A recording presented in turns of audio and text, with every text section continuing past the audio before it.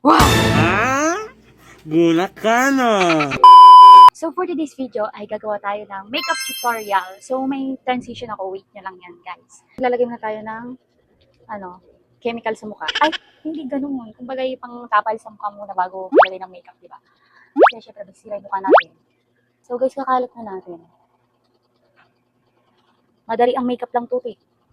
Tapos tayo, then magpapatuyo lang tayo ng face bago natin lagyan ng sunscreen. Tapos meron pa akong tigyawat na dalawa dito tumubo guys, nakakainis naman. Ngayon pa talaga. Dahil tuyo na yung mukha natin, maglalagay na tayo ng hickory sunscreen. I think pinsan ko ata yun guys, pero hindi nakikipag-birthday ka pero hindi mo alam kung pinsan mo ba or pamangkin or what. Kasi guys, bata lang siya guys. Kaya color pink yung team. Then Jollibee siya, Jollibee yung team niya. What? Jollibee team, Jollibee yung kung saan gaganapin. Okay, yun. Kakalat na natin.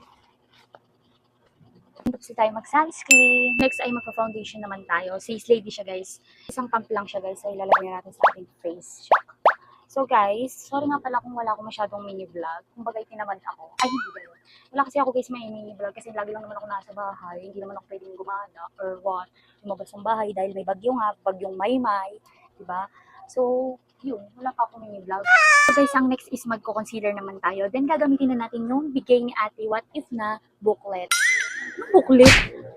Makeup booklet ba yun? Ang tawag dito. So guys, gagamitin na natin siya. Ganito siya guys. Ang dami niya guys. Thank you ate What If. Dito guys. And dito. So i-blend pa natin yun. Hindi naman ito nakaganyan lang, di ba? So guys, i-blend na natin. So yun guys, thank you so much. 25k followers ko dyan sa FB page and more followers to come. And sa susunod guys is mag-shoutout ako ng mga nagko-comment. Then yung mga tanong nyo sa comment section, isasagutin natin yan. Kaya wait lang kayo until the end. Next is magba-blush on na tayo guys. Ito yung Easy. Favorite ko kasi ito talaga itong blush on ng Easy guys. Kasi sobrang kapit niya talaga kahit nung nag-swimming kami noon. Nung nag-collab kami ni Ate What If. Sobrang kapit niya talaga guys. Kaya thank you sa dalawa kong ate na nagbili na ito guys. Maganda siya sa face ko. O, diba guys, para na ako si Sasa girl. Ay, hindi ganun. Ibe-blend pa natin yan, te. Guys, next is yung setting powder yata to. So, guys, paubos na siya, guys. Kaya kailangan ko nang bumili. Paano na ako nito pag nagpasuka? Ay, guys, kaya pa naman siya Kasi, guys, meron pa natitira. Hindi lang siya kaya isiset muna natin to. So, next, guys, is yung sa eyeshadow naman. Dito ulit tayo kukuha sa binigay ni Ate Wat.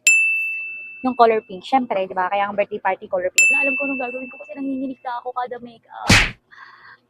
Kasi guys, anong oras na?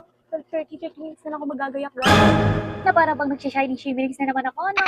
Dahil tapos na tayo mag-shining shimmering splendid. Ay, hindi ganun. So guys, ang ginamit ko din pala dito guys is yung polvo ko guys kasi hindi na kinaya ng What? ng pang face powder ko guys. Syempre, kailangan naman makapalungan natin doon guys. Mukha naman sobrang pula, mukha tayong pakak. O, diba guys? Para tayong espasol. So guys, mag-comment nga lang kayo kung ano mga gusto niyo ipagawa sa akin para hindi lang tayo a day in my life lang naman ang ginagawa natin, no? Okay, mag-comment kayo kahit may ipa-challenge kayo sa akin or what. Mag-comment lang kayo guys. So yun guys, dahil hindi natin malagay yung eyelashes, kaya na lang ako, nagmaskara na lang, kinapalang ko na lang talaga te. So yun guys, maglilip din na tayo ng Happy Skin. So pink lang siya, pang lang talaga siya, pang estudyante. Siyempre, lalagyan na natin neto. Lip gloss ang tawag dito guys. Para maganda yung labi niya. Yun, mag-shining shimmering sulit tayo. Lagyan natin dito. Sa pisngi. Ito naman. And sa dito. And dito. Sa shining shimmerings natin. O, diba? Gamitin ka. Setting spray. Para hindi tayo mahulas. Diba? Then lastly guys, ay magsusuklay naman tayo. Kasi sumabot naman pala yung yung setting spray ko sa mukha ko. Umabot naman siya kahit pa paano, di ba? Sumang-ayon pa naman siya sa panahon at sa oras.